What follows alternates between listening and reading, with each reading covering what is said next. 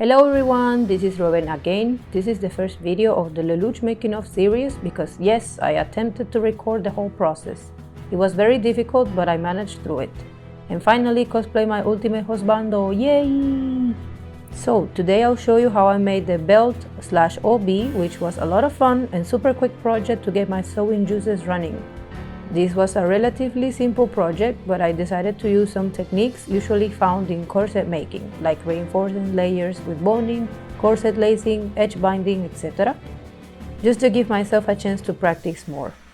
If you're interested in learning about these techniques, please stick around and hit the like button. It really helps with the YouTube algorithm.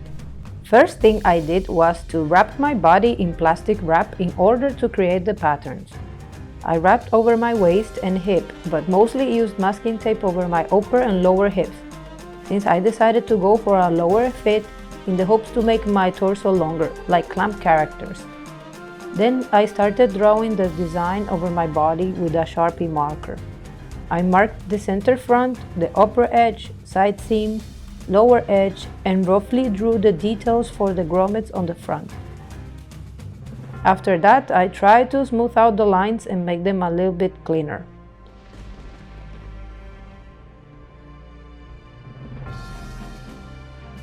Once I was satisfied with the rough design, I cut myself free from the masking tape pattern and then started cleaning the lines a bit.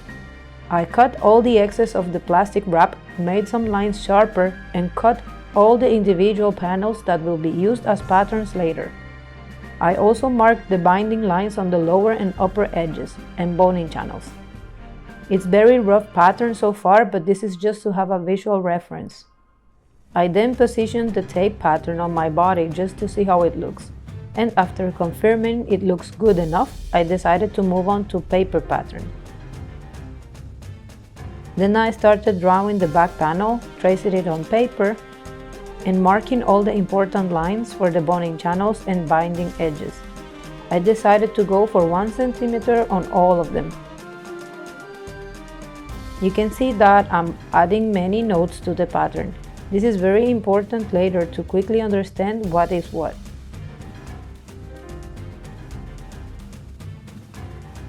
Now I'm making a copy of the back panel, since the lining layer will not go all the way to the center back. The lining layer will stop immediately before the grommet panel starts. It is a bit confusing right now, but hopefully it makes sense later in the video. I'm also quickly drawing a copy of the grommet panel so I can cut an additional piece of vinyl. Hopefully using 2 layers of vinyl makes this section stronger.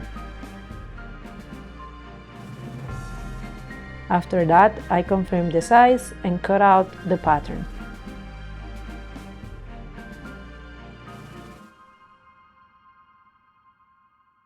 And then I measured the grommet placement. I've been repeating grommet here and there, but that's how you call the little holes in the corset lacing. I finished drawing clean patterns for all panels off camera, so now I'm moving on to cutting all the fabrics. I started by cutting the lining layer, which will be made out of cotton twill. Then I marked and cut the panels in the vinyl. And this is how all the pieces look after cutting. Now it's time to pin them together and then sew them in the sewing machine. But before that, here's what I meant earlier with the 2 vinyl layers for the grommet panel. I'll be sewing this small piece to the edge so that I can sew boning channels and insert spiral steel boning through them.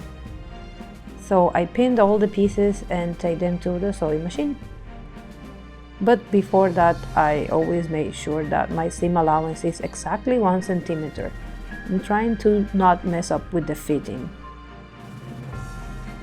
Then I started sewing all the lining pieces together, but I'm sorry I didn't record all the process.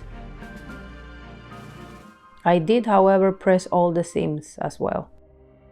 After that, I changed the needle to a bigger one and used 2 thread spools to sew the vinyl panels. I saw somewhere this trick and I wanted to try it. Apparently it looks more heavy duty. I first saw a quick test just to make sure everything was set up correctly, and after confirming it was time to start. As always, I'm making sure my seam lines are 1 centimeter away from the edge. This was a very repetitive process because there are so many pieces, so let's just speed it up a bit.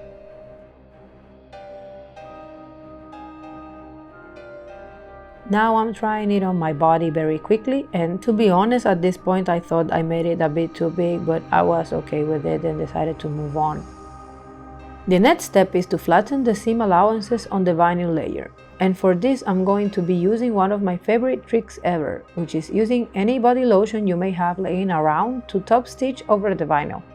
The cream helps gliding the presser foot better. So if you ever struggle sewing clean stitches on this type of material, give this trick a chance. It is seriously life-changing. As you can see, I keep some of the lotion on my hand so I can apply it as I go. Over the years I've noticed that it's better to apply it on small sections so that it doesn't dry. Now that the seam allowances on the vinyl are flat, it's easier to attach the lining. Usually for sewing lining, you sew both layers with the right sides facing towards each other and then turn everything inside out. But since I'm binding the edges anyway, I can avoid all the bulk from the seam allowances at the top and bottom. So I decided to top stitch both layers together with the raw edges exposed. And this is the result. The next step is to trim off as much excess as possible and trying to get a smooth curve for the binding later. Now I'm preparing the boning. I measured and cut some leftover spiral steel boning from another project. I'm using some random pliers that are definitely not designed for this, but hey, whatever works. A little bit of twisting action is enough to cut them. After that, I covered the edges with masking tape to avoid them poking through the fabric. I'm also using plastic boning, which can be cut with scissors. Just make sure to sand down the edges. You can use a regular nail file for this. Now I'm preparing the vinyl with body lotion to sew the boning channels. I'm going to start with the boning at the center back area where the corset lacing will be. Notice that I'm taking my time making sure the needle is properly aligned. These stitches will be very visible, so I'm trying to do my best to sew them in with the right distance and as straight as possible.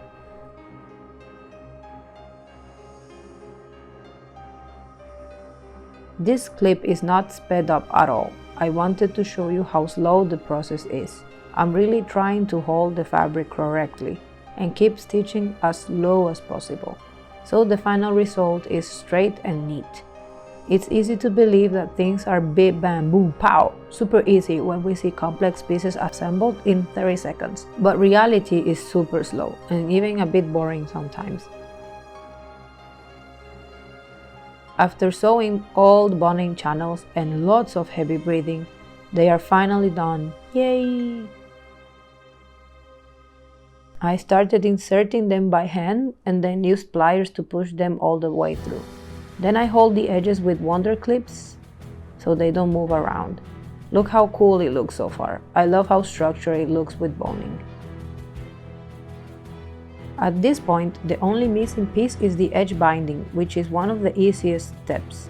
I measured the top and bottom edges and started marking the strips directly into the fabric. I cut them at least 2 inches longer than needed and removed the excess later. I hold the stripes to the belt using trusty wonder clips, and then I move on to the sewing machine using a zipper foot, sewing the binding very carefully to avoid breaking my needle with the boning. Then, after sewing the binding by machine, I struggle a lot trying to fold the other half and avoid bulks. So I cut as much as possible from the inner layers and close them with whip stitches. This step is one of my favorites, but my fingers always hurt after sewing over vinyl. And then finally, the final step is marking the grommets. First, I cut these little circles on my original pattern in order to mark all the holes in the fabric with the right spacing. I ended up using a silver Sharpie so they are extra visible. And since I no longer have the tools to make grommets, I have to take this to the store and get all the holes punched. As you can see, I did the same for the other grommets at the front. This is how it looks with all the silver beautiful grommets installed. Finally, I just had to lace the front with red cording.